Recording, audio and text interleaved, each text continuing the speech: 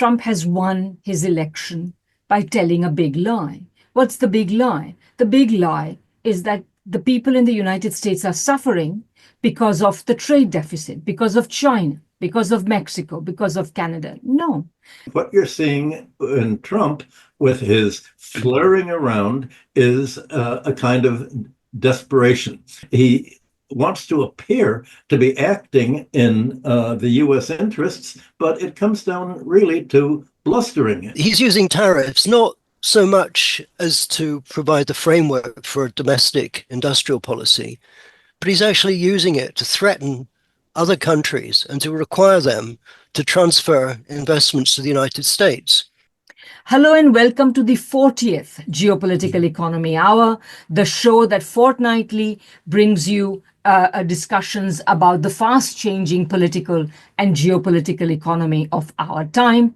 I'm Radhika Desai, your host, and behind the scenes, working to bring you this show every fortnight, are Paul Graham, our videographer, Eklavya Jain, our transcriber, and Ben Norton, our host. So what is it with Trump and tariffs? He says he loves the word. He says tariffs are better than sanctions, although exactly how weaponizing trade is going to improve things upon weaponizing the financial system is anybody's guess. He thinks tariffs are a big revenue raiser and harks back to the times of William McKinley, when there were no income taxes in the United States and all the revenue was raised by imposing tariffs. Sometimes we are told that Trump is using tariffs as a negotiating tool, but even after doing so, he talks continually about America's trade deficit and the need to correct it and so on. Of course, as many people point out, if tariffs of the sort that Trump is talking about, 25% on Mexico and Canada, 10% have already been, which tariffs on Mexico and Canada are put in abeyance. But the ones 10% tariffs on China have already been imposed, and that's on top of tariffs that have already been imposed on China since his first term in office.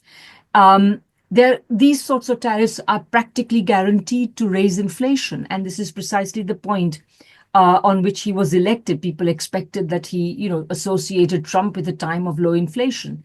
This helped him immensely. Trump also talks about tariffs helping to reindustrialize the United States. Are tariffs enough to do that? Does Trump even have an economic strategy of any sort? And keeping track of the whirlwind of new orders and shocks. In addition to tariffs, as you know, there are lots of other things about making Gaza into a Mediterranean Riviera, to talk about just the most shocking. It's hard to keep up with all these threats, promises, executive orders, etc. So how long can it last? Does Trump have a strategy? Will he stop or will he be stopped when his measures boomerang? Joining me today to talk about all this are two of our regulars and favorites, Michael Hudson. Hello, Michael. And Hello. Mick Dunford. Hello, Mick. Hello, Radhika. Hello, Michael. And thank you very, very much for the invitation.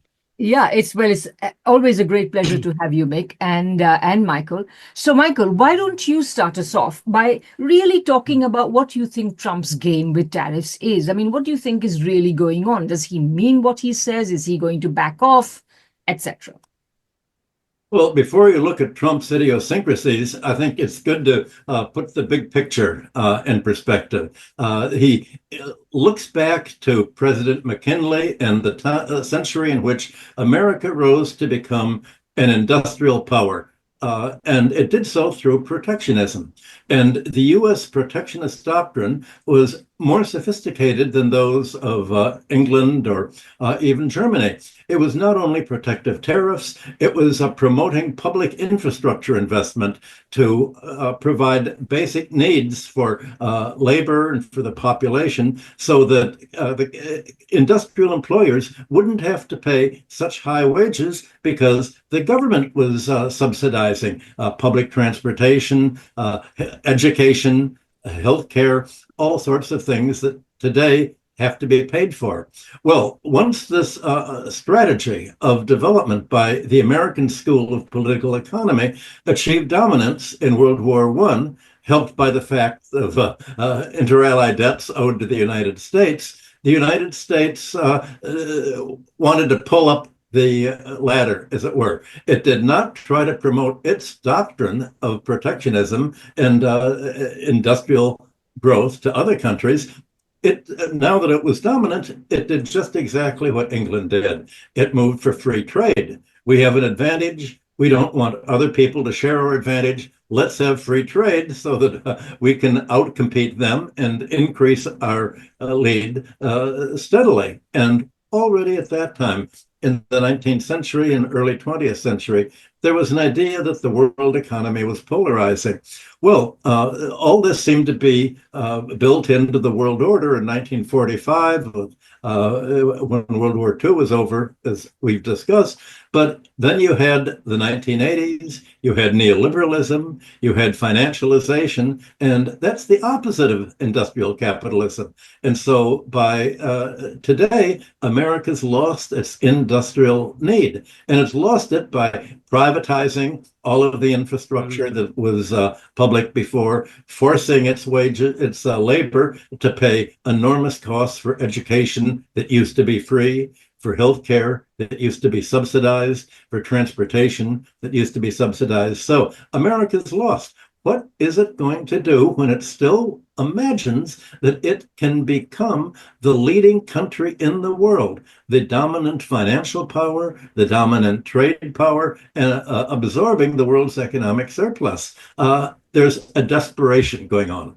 And I think what you're seeing in Trump with his flirting around is a kind of desperation.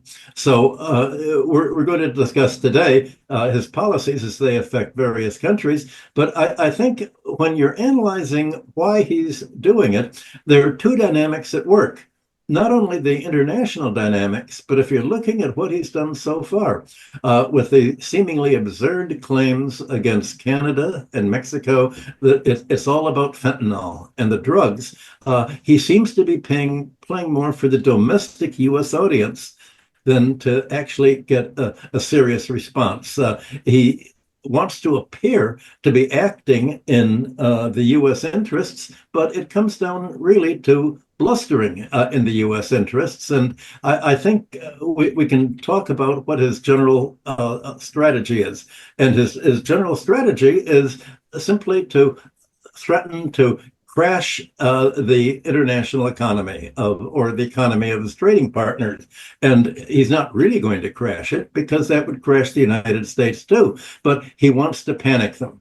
And he panicked Canada and Mexico into agreeing to spend $1 billion each, even Canada, $1 billion of border guards just to stop fentanyl and presumably people coming in from Ecuador into America vis-a-vis Canada. It doesn't seem to make sense. And I think I figure out what it is. He doesn't really expect the 25% tariffs to go in, but he thinks that other countries, Canada and Mexico, will be so frightened that they'll say, well, isn't there a compromise? Well, the compromise is what he's wanted all along. He says, all right, we'll suspend the tariffs for a month, and let's say you spend this $1 billion here. The month is going to be over. Then he says, well, tariffs go back on. What are you going to give me? He's going to use salami tactics to get one advantage after another after another. What could it be? Maybe he wants Canada to sell its industry to some of his campaign contributors. I think he's making it up as he goes along.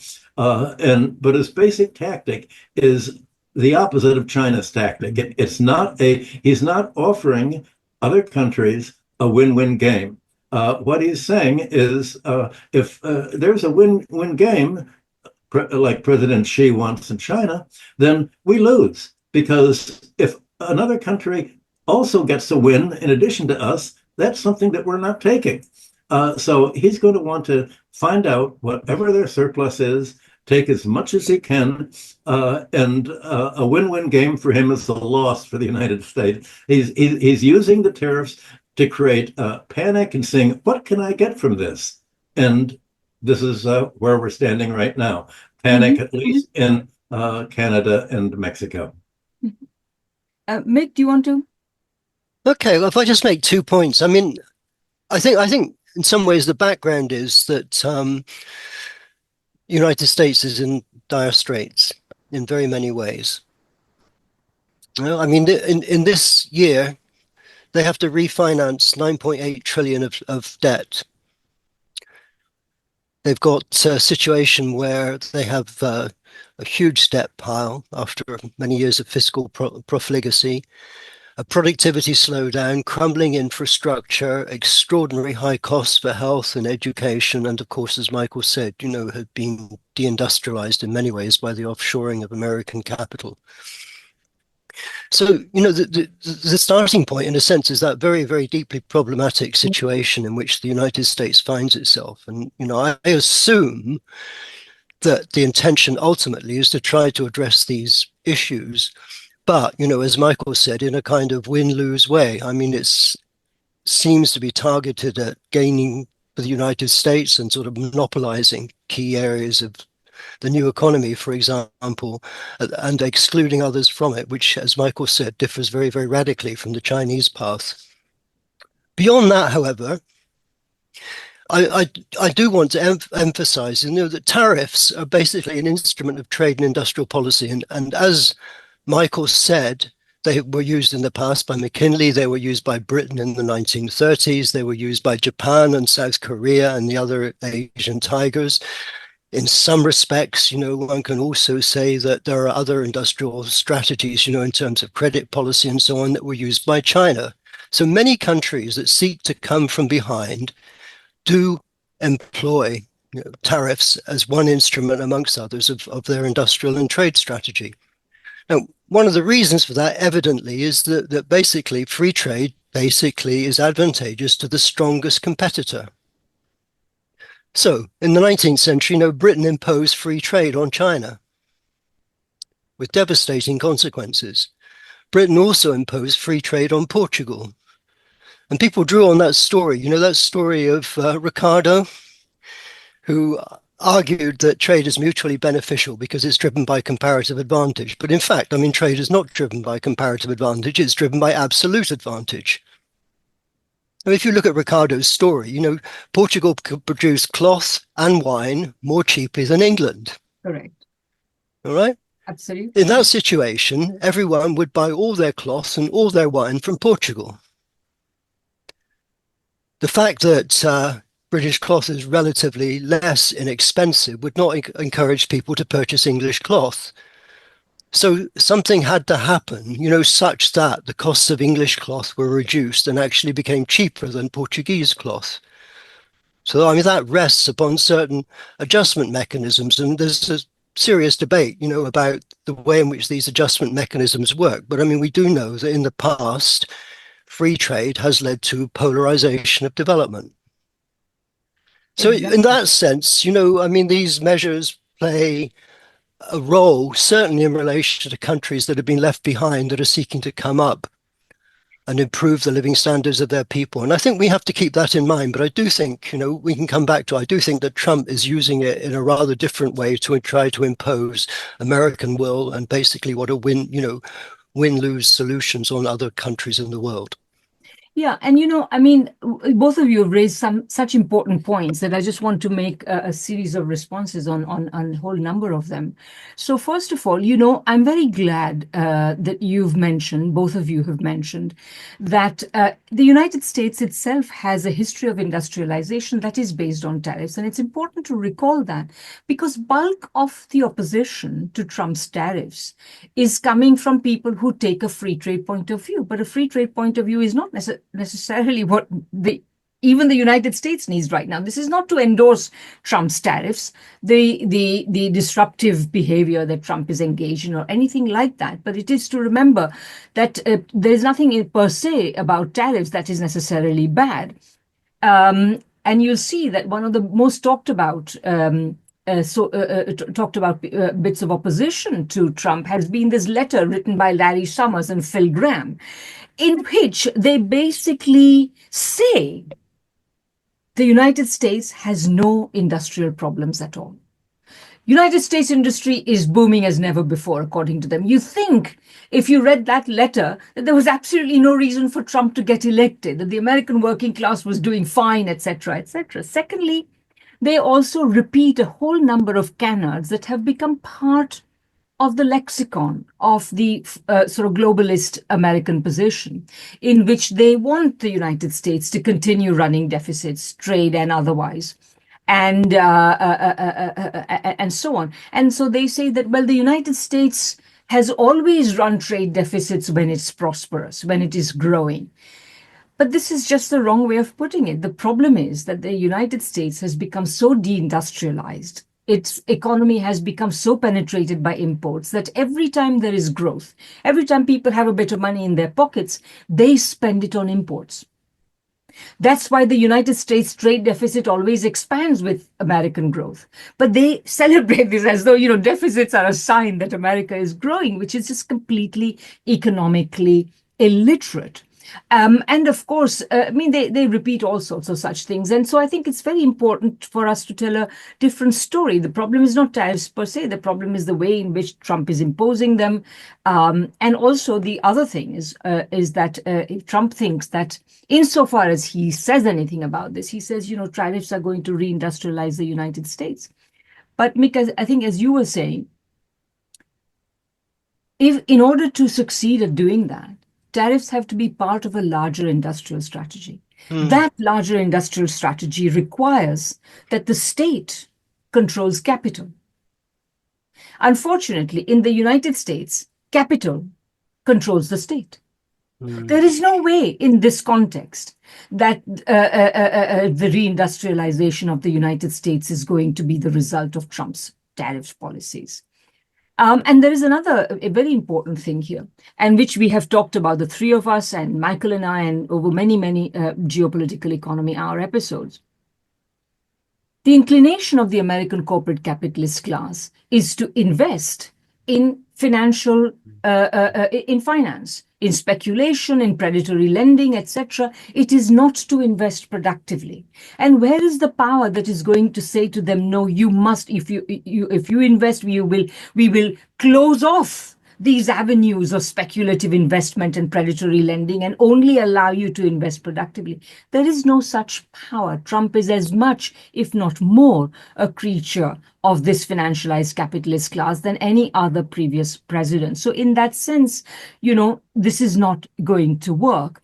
A related point, I just very quickly, it's important to remember that, people always celebrate the United States' turn to free trade in the context of the Great Depression and the passing of the Reciprocal Trade Agreements Act, or whatever it was called, RTAA, and so on. And this was, the United States waking up and becoming more enlightened than the rest of the world, which was imposing protectionist tariffs and worsening the depression. There was a very simple reason why the United States had to become pro-free trade during the Great Depression. Number one, it suffered the most from the Great Depression. And it suffered the most from the Great Depression because, unlike its competitor powers, its peer powers, it did not have colonies which could be forced to accept America's surplus produce. That is why it's actually in the context of the 1930s that not only were steps towards free trade being made, but also the United States decided to normalize relations with the Soviet Union. I mean, whatever little market that created for them, that would be a good idea. So that's another thing. So there's a good reason why the United States became a free trading power. And just two further points. I think that, both of you have said some things about, whether Trump will carry through with his tariffs or not. Quite frankly, I don't think even Trump knows what he's going to do, because Trump is not a resolution to the deep crisis that the United States is in. The United States is in economic crisis. It is so far away from financial crisis. It is in social crisis. It is in public health crisis with the opioid epidemic and so on. On every front, it is in crisis. Trump is not a resolution to the crisis. Trump can only express the crisis. In his contradictory behaviors, he can only express the fact that the United States does not have that many levers with which to deal with it. And finally, I'm not so sure that you can say that Trump's threats are working. I think Trump's threats, because you see, Canada has apparently announced that it's going to spend $1.3 billion more on border security. But that's an announcement. It's like Trump's threats. We'll have to see exactly what really happens in the course. And the newspapers in Canada are complaining that, we haven't got any details. Of course, you haven't got any details because it doesn't hurt to make an announcement. We are going to spend. Well, you haven't yet spent. We'll have to see how that works. So many things to talk about. But I think it's your turn, Michael, now. Well, you made the important point that really is the takeoff point, that America, after World War II, was supposed to provide dollars to the economy by growing, but it's not growing now.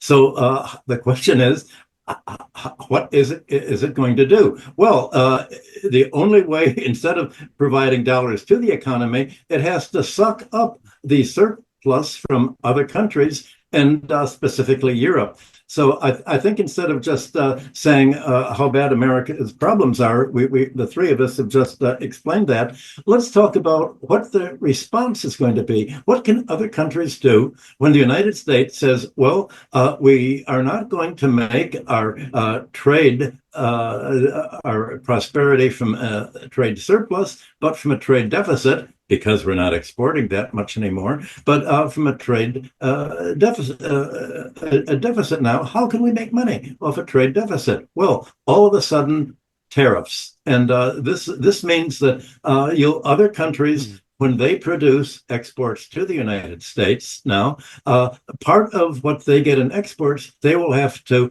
absorb the price in tariffs that will be collected by the United States to finance its budget deficit, largely for the neoliberal policy of cutting taxes. Well, yesterday's Financial Times had a very interesting discussion of Europe. So far, if you look at Europe, Europe looks like the patsy in all of this. It looks like it hasn't been doing any response at all. But the Financial Times article said that when Trump began to get aggressive, just like today, in his first term as president, Europeans drew up an anti-coercion instrument, ACI, to impose penalties and restrictions on U.S. goods and services if Trump used tariffs to force policy changes. Well, there's been no discussion of this in Canada or Mexico or the global South countries. But now that Trump's wealthiest supporters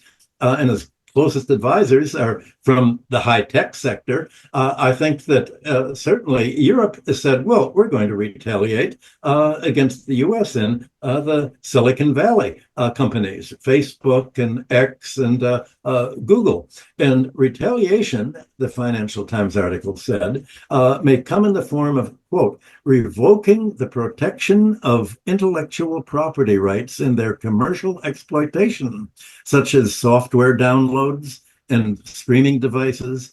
It also allows the EU to block foreign direct investment or restrict market access for banking and financial service groups.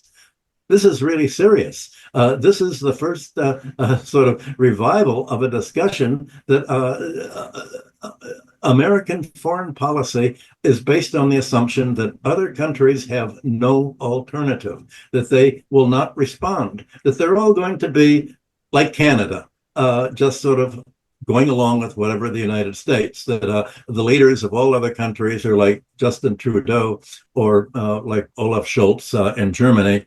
But in 2018, such retaliation took 3 months for Europe to begin to move against Trump, and it forced him to roll back his threats to Europe. And yesterday, the French finance minister said, we're not going to take 3 months this time. It's going to be very quick. So all of a sudden, despite the fact that you've seen Europe buckle under on the trade with Russia and imposing sanctions on China and turning it into NATO, all of a sudden the European heavy industry and the wealthiest industrial classes are planning on retaliating quickly. What will Trump be able to do against that? That's the big question. For the first time now, Trump is not acting in the vacuum that he thinks he's acting in. He's acting in a way where if the United States tries to impose tariffs, threaten to wreck the economy of other countries, they can retaliate by wrecking the United States the more. So the result of Trump's actions that we're seeing unfolding now, the question to be asked is, how is this going to hurt the U.S. economy itself? How is Trump's intention of controlling the rest of the world going to create a feedback that ends up isolating the United States from the rest of the world going forward? Exactly. Mick, please. Okay. I mean, it strikes me, just looking at some of the statements that have been made in the recent past, that he's using tariffs not so much as to provide the framework for a domestic industrial policy, but he's actually using it to threaten other countries and to require them to transfer investments to the United States. So he demanded that Saudi Arabia undertake major investments in the United States. I read that he's threatened Taiwan, claiming that TSMC should relocate to the United States, and that if it did not do so, that he would impose tariffs on Taiwan. In the case of Europe, Europe was pressed into imposing sanctions on Russia. As a result of that, energy costs soared. It's now provided with expensive energy from the United States, and a lot of European industry is considering relocating to the United States. So it's a use of tariffs, if you like, that is somewhat unusual, in relation to the ways in which they've been used in the past. So that's the first point I want to make. The other, I just want to make a couple of others. If you look at what he does, he looks at bilateral trade balances. So he looks at the trade with China and he says, we have a 360 billion deficit last year. Now, if you think about what is happening, basically the United States imports from China manufactured goods. China's overall trade surplus is not especially large. It's about 5% of GDP, because China imports large volumes of goods from other parts of the world. China has 20% of the world's population. It has 5% of the world's arable land. It has 5% of many of critical resources. So it has to import very, very many things in order, basically to meet the needs of its people. But, that means that looking at bilateral balances doesn't make much sense. You have to think about it in a wider context of a set of relationships that are mutually beneficial between a large number of countries. And then the other point is, of course, when China did have a significant trade surplus, what it was largely doing was using that trade surplus in order to purchase US Treasury. So it was effectively lending the money to the United States in order for it to spend. So that raises, and it's something that Michael said some very important things about recently, that raises the whole question of the role of the capital account and of the capital flows that are going around in the world, because the United States is a large net recipient of capital from the rest of the world in a whole variety of ways. And Michael can speak about it himself. He's made the very important point recently that many countries are in debt. They have to repay their debt. But if they have to repay their debt, they need to generate revenue to repay their debt, which means they need to be able to export to other countries. So if it becomes more difficult for them to export to the United States and other parts of the world because of a breakdown of the international trade system, that makes it exceptionally difficult for them to meet their debt obligations. So it's a policy, that has a number of very, very sort of contradictory elements to it.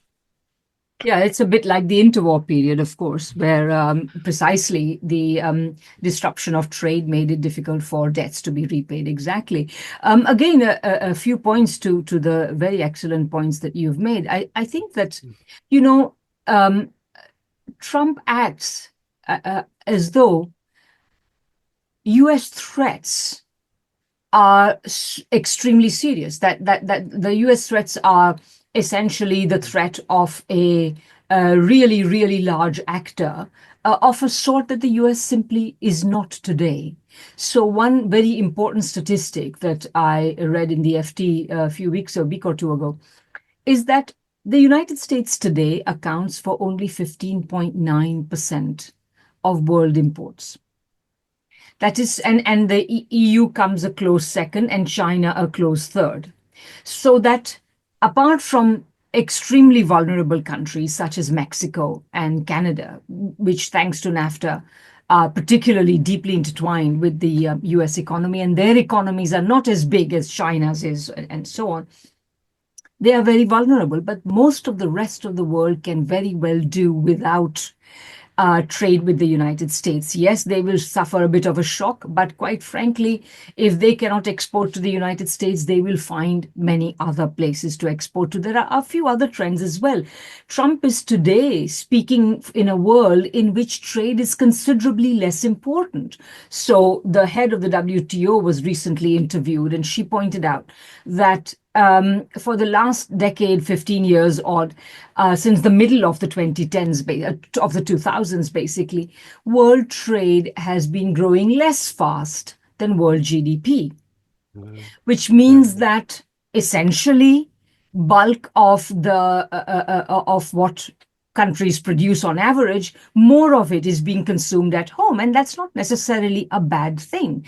At the end of the day, while, of course, I mean, most people say trade drives growth. No, growth drives trade.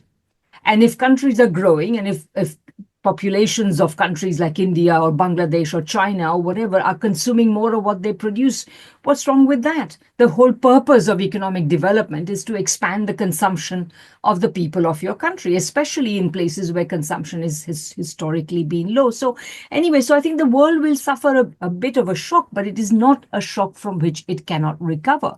So that's something that we must bear in mind, and that's why the Europeans and others will be able to retaliate. And I think that it will, these sanctions, like the sanctions against Russia, these trade tariffs will also boomerang. Another point that people keep forgetting about, people say that, or rather, there are 2 points, one of which everybody does remember, or lots of people remember, and another people completely forget. These tariffs, if they are imposed on the scale that Trump is talking about, will definitely lead immediately to inflation in the United States. And that inflation will have a further effect, which, I mean, that inflation will be bad enough, but because of the cost of living crisis that is already raging in the United States.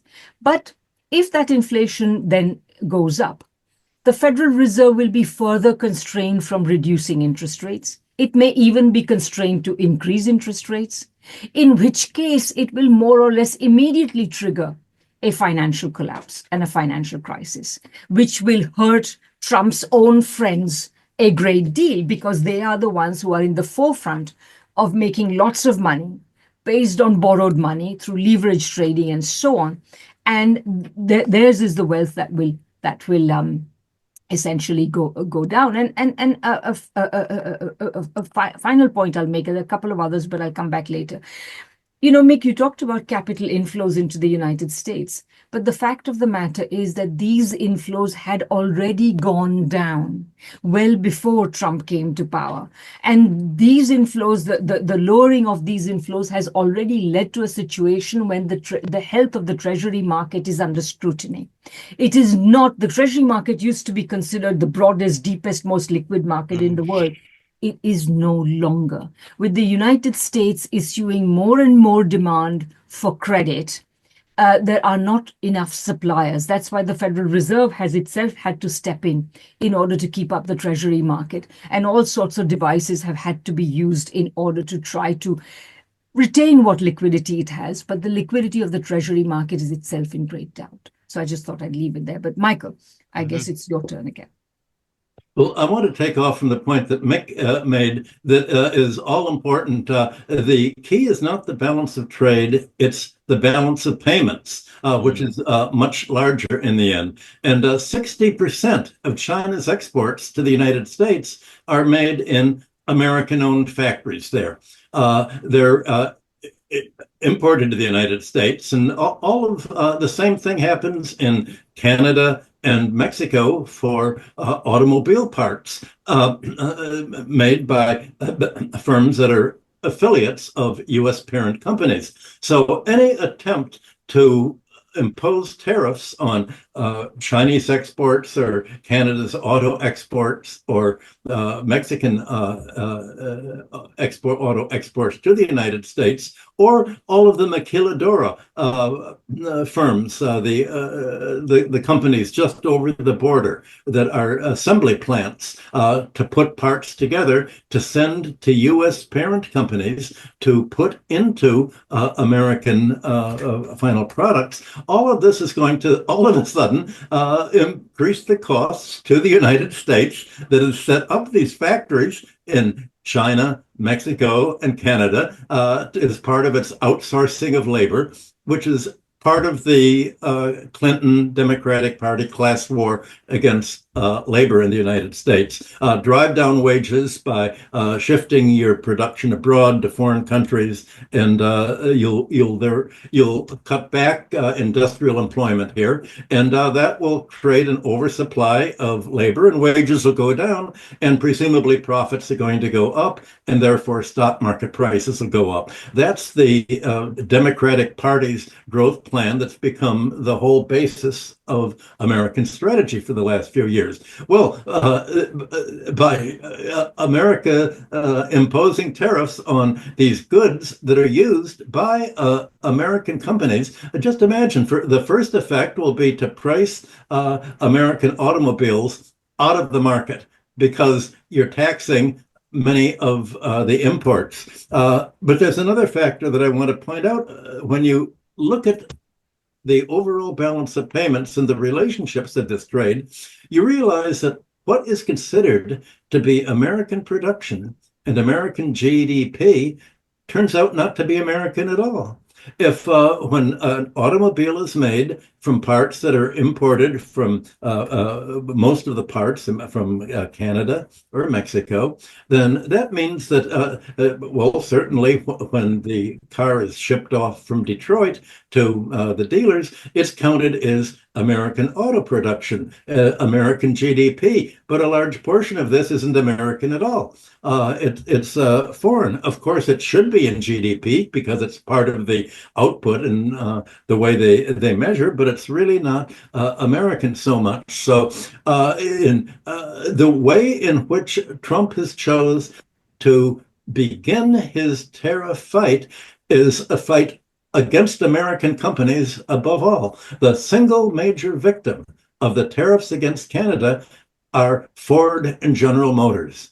And the threat against China. Likewise, China's been cutting back its exports to the United States. It's fallen from, I think, 22% to now it's only 15% of China's exports are to the U.S., and many of these are to the U.S. companies that have established factories there. And of course, the U.S. is also diversified and is importing from other Asian countries too. So the kind of imports that America is importing to be part of its industrial plan turns out to be undercutting industrial revenue, industrial profits. You can expect the share prices of these firms to go down as their profits go down. The value of wealth in the form of stock and bond ownership is going to go down, and you're going to have the American auto companies fall into the same problem that you had years ago when there was the auto bailout. You're also going to have companies like Walmart be targeted. Walmart gets an enormous amount of consumer goods from China. Well, just imagine how either Walmart will have to increase the price of these goods, or it'll have to absorb the cost of the tariffs itself. Same thing with the auto companies. Either they will increase the price of their autos by 25% or so, at least for the import content part of it, or they'll have to say, well, we'll lose our market. if we raise the price by 25%. All we can do is absorb the profit ourselves. We'll have to pay the tariff. We can't raise the prices and make the consumers pay because there are all these other cars that other countries are putting in. So you're see, if you look at who Trump is really threatening, think of him as threatening the U.S. economy itself. And the question is going to be, when will the big U.S. industrial companies that are such as are left are going to try to push back?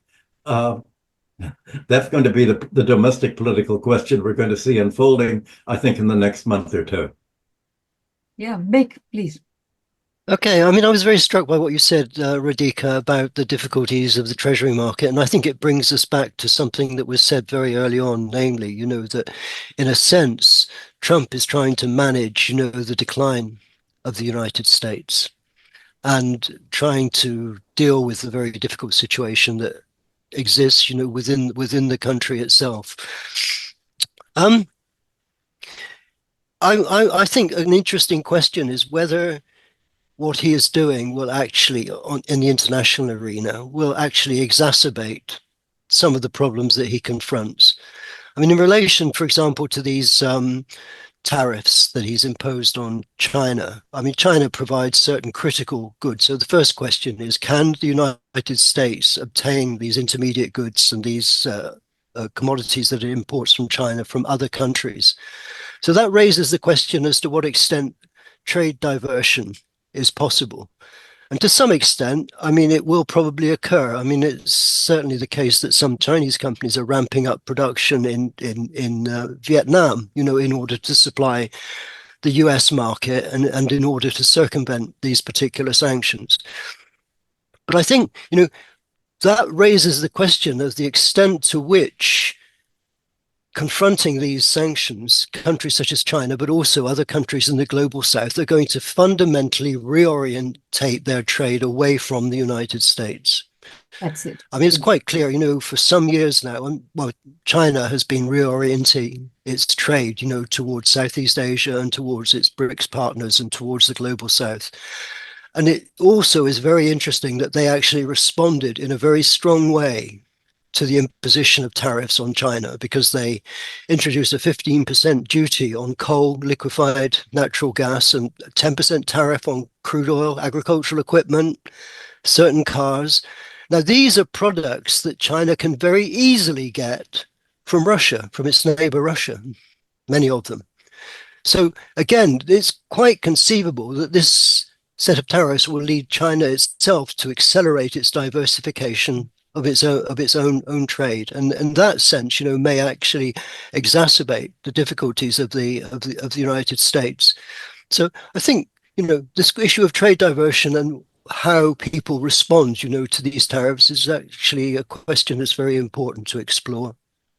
Yeah, no, and I'd say, first of all, I mean, I would say that you're inadvertently, I'm sure, being too complimentary to Trump when you say that Trump is trying to manage US decline. I think really Trump is surfing US decline, and in the process, he will make the most of it for himself, his corporate cronies, and so on. Beyond that, I don't think Trump has the capacity to think of the United States as an economy, as a people, as a country, or anything like that. I can't believe it. I simply, from what I've seen of the guy over the last 8+ years, it's just not possible that he has anything in mind. And here's a very interesting thing. Obviously, tariffs are such a big deal for Trump. He has made tariffs into such a big deal because, as I always love to say, Trump has won his election by telling a big lie. What's the big lie? The big lie is that the people in the United States are suffering because of the trade deficit, because of China, because of Mexico, because of Canada. No. The real reason the US people in the US are suffering is because of 45 and more years of neoliberal policy, which have led to the systematic deindustrialization of the United States, and all the other things that we led to the financialization of the US economy, led to, I mean, incredible, never before, historically unprecedented levels of inequality, all those things, So this is why people are suffering. But he needs to misdirect that anger, that righteous anger of people, at something else. And he's misdirecting it at trade, China, Mexico, Russia, Canada and Europe and so on. So this is why tariffs he has to, seem to be very active on the tariff front. But here's another really dirty little secret of Trump's tariffs. Trump says that the Chinese will pay the tariffs and the Mexicans will pay the tariffs. No, it's ordinary American consumers who are going to pay the tariffs. And you know what? With suppliers like China or Mexico particularly, they have been supplying all the things that the American working class has been able to buy for very little for decades. Now it's going to be more expensive. This will lead to a direct decline in the cost of living of ordinary American people. And there's a sorry story there, which I may come back to later on. But let me just say other thing. And what's the flip side of this? The flip side of this is that he wants tariffs to generate revenues so that he can give even more income tax cuts to his big corporate crony friends. So this is really, this is the shabby, dirty little secret of Trump's tariffs. And we should repeat them, because they're not going to help ordinary American workers at all. This is the thing. And of course, the secret of low inflation over the last 40 odd years until very recently has been precisely that the rest of the world has, for a variety of reasons, supplied the United States with dirt cheap goods. And now that they are less easily available, partly because countries like China are doing well and their labor is no longer dirt cheap, and partly because the pressure of neoliberal policies, the pressure of climate change, the pressure of wars, etc., is actually destroying the world's capacity to produce in many countries. And this is also happening. And the dual pressure of that is leading to high inflation. None of that is going to be solved by Trump. So, and one final point. We say, what will these tariffs mean for the United States? And we've already mentioned many things, and I'll mention another thing. People forget the extent to which the United States is still reliant on agricultural exports. And if there is retaliation, the US's farmers are going to suffer an enormous amount. But more than that, I think from a macro point of view, from a big picture point of view, I think that the effect of the tariffs on the US economy will be to accelerate the already ongoing diminution in the weight and influence of the United States in the world economy. It will shrink the US economy in relation to the world economy. It will shrink US imports and exports in relation to the world economy, and all the things that follow from that. Well, Radhika, based on what you've just said, I think we should title the show with the words that Mick used, Managing the U.S. Decline. That's really what we're talking about, and Trump is accelerating it. And Mick used the word trade diversion, and that's exactly what is going to happen. For instance, Tesla generated $22 billion from China in the last year it's reported, in 2023. Now, that's 25% of Tesla's revenue comes from China. Imagine what would happen if China just moved against Tesla there. That would enormously affect Tesla's owner. Imagine also that how, in terms of trade diversion, imagine how Mexico and Canada could realize that, well, because we're America's largest trading partners, who are they going to take from? From us, because we're right next door, we're the partners. They're going to try to exploit their partners, most of all because it's easier to exploit partners than enemies that are not going to let you do it, or just more distant people. Now, I think Dean Baker said the other day, well, what if China and what if Mexico and Canada decided, let's shift our supply sources away from the United States towards China. Let's get their solar panels and batteries and other items, electric cars from China instead of from the United States. Imagine if Canada, that has been blocking electronic vehicles from China in order to try to protect the market for U.S. goods in China, in Canada. Imagine if it just decided to begin getting these from China. Trump's actions have made the United States prone to a change in the supply sources to China. Should China choose to realize that there's a real economic and political and military war against China, now that it's been called the number one enemy of America, the existential enemy, and decides to play hardball. America and Trump doesn't really have many cards to play. The cards to play are in the countries that have not deindustrialized and the countries that are not very highly indebted and financialized. So America is trying to be a bully from a very, very weak position.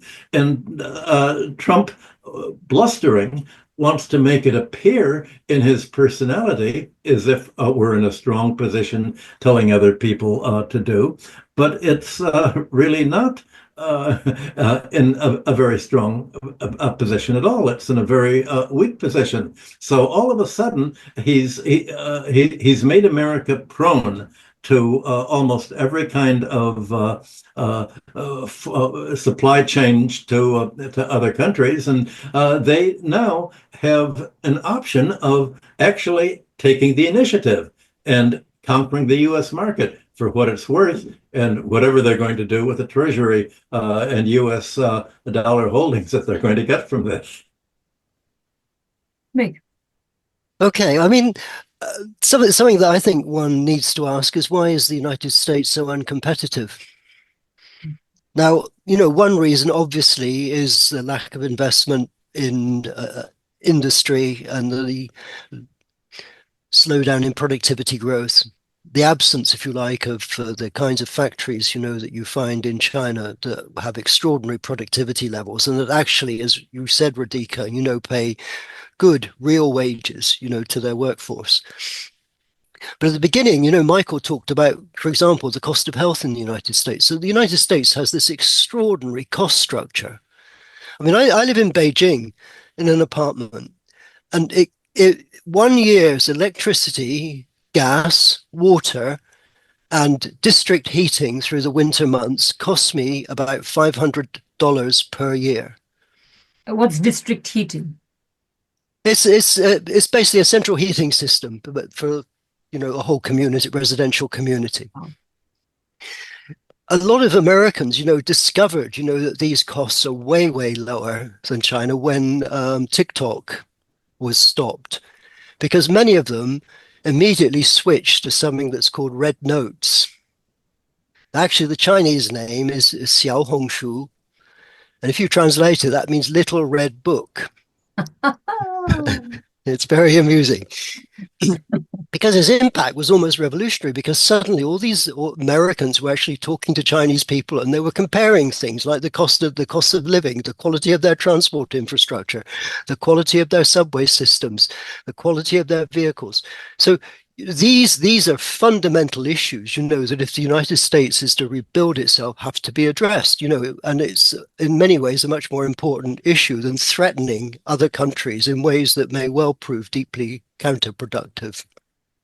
So this is a very important question, and I should maybe put in a little advertisement, Mick, for our next show, because after this one, Mick Dunford and I are going to talk about the whole issue of competitiveness and about technological innovation and advance, because we're going to devote a whole program to talking about what it means when China says that they're going to develop the new productive forces, and particularly talking about it in the light of what DeepSeek has done in the past couple of weeks. I mean, DeepSeek has completely, in my humble opinion, upended the American business model. And, you and Michael, Mick, pointed to how there are these broader social costs that are more efficiently paid in countries like China, whereas in the United States, they end up, making products less competitive and so on. But there's also something else. I think the American capitalist class has long ago ceased to innovate in any serious sense. It has been a direct result of neoliberalism and financialization. Practically every other week, there is a news story about what went wrong with Boeing. How did it go from being a major innovative company producing the best aircraft in the world to becoming a company that cannot even produce, aircraft that don't go down? I mean, this is completely ridiculous. And it has everything to do with the fact that in Boeing, there was a huge culture shift when instead of keeping the innovation, innovation, safety, technological advancement in the forefront, they put the bottom line in the forefront of all their endeavors, and that's what you got. But there are many, many other things besides. I think there is plenty of evidence to say that U.S. capitalists today require a greater return on their capital than capitalists elsewhere.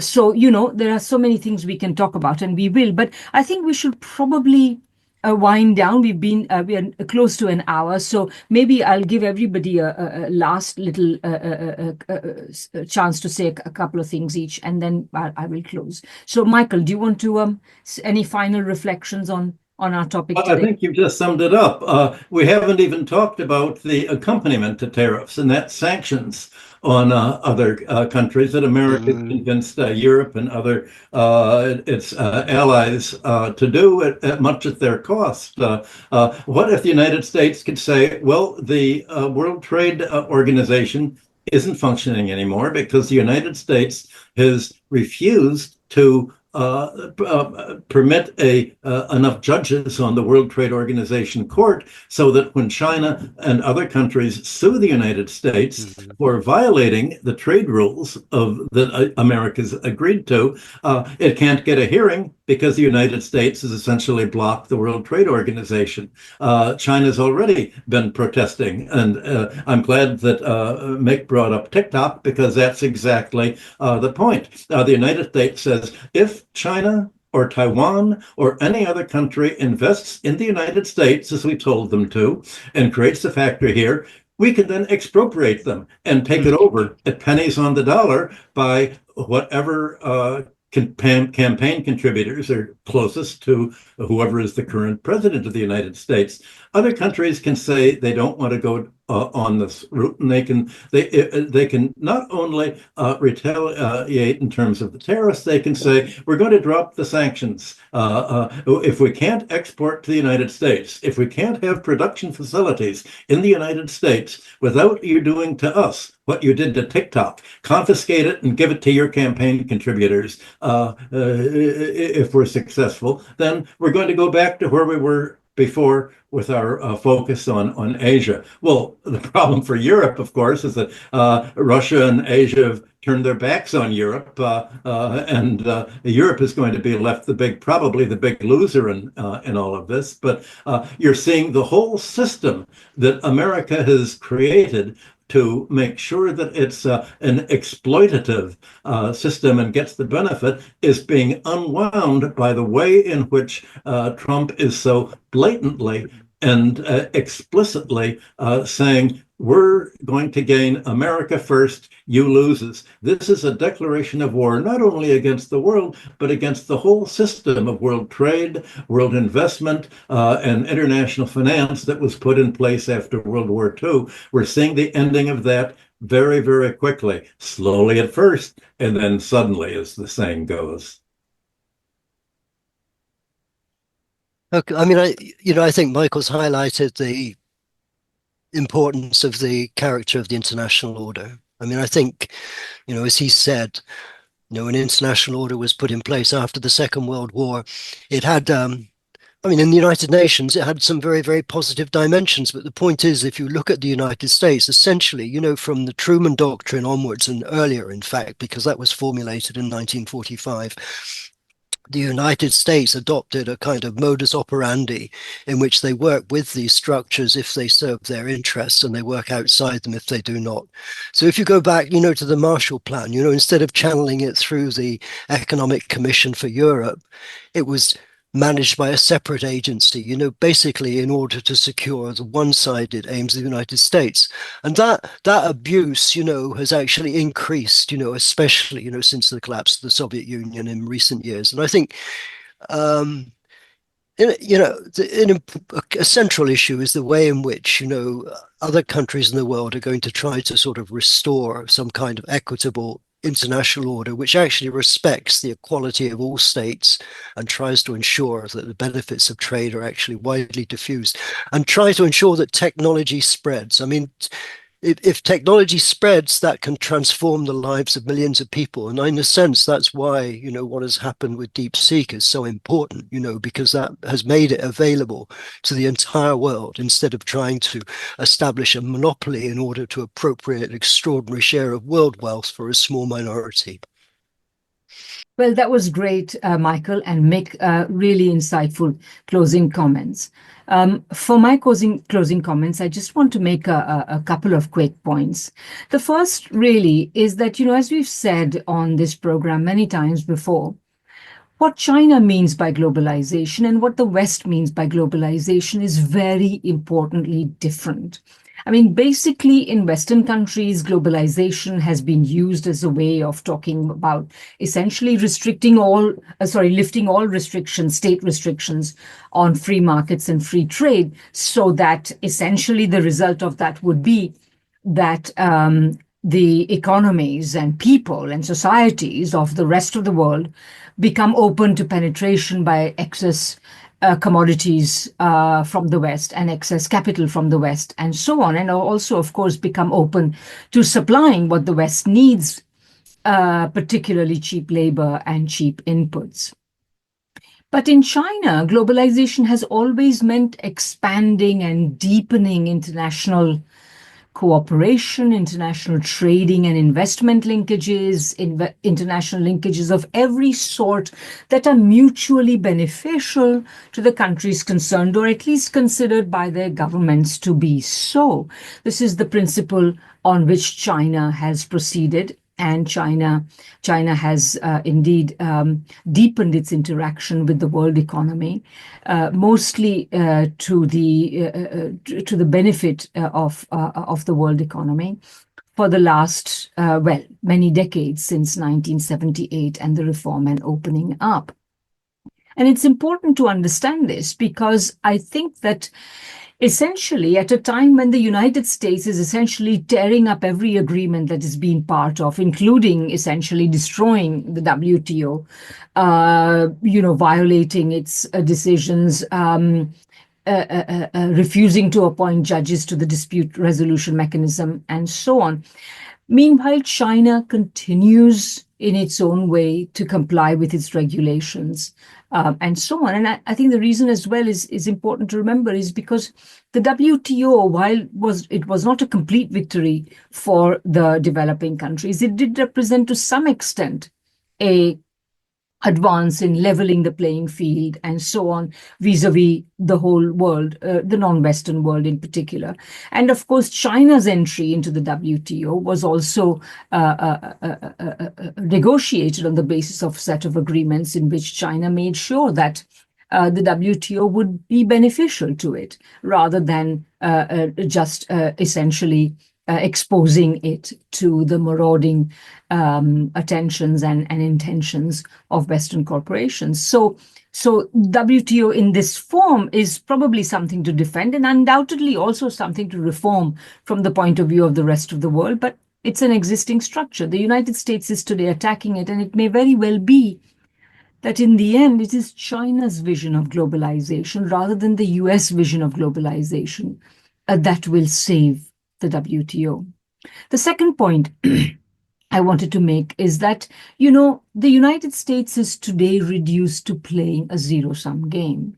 And I think when a country is reduced to playing a zero-sum game, it shows that they have nothing to offer their potential partners. Because in order to play a positive sum game, it's a game of give and take. You have to be able to offer something to your potential partners or adversaries or whoever in order to play a positive sum game. China can do that because it has much to offer the rest of the world.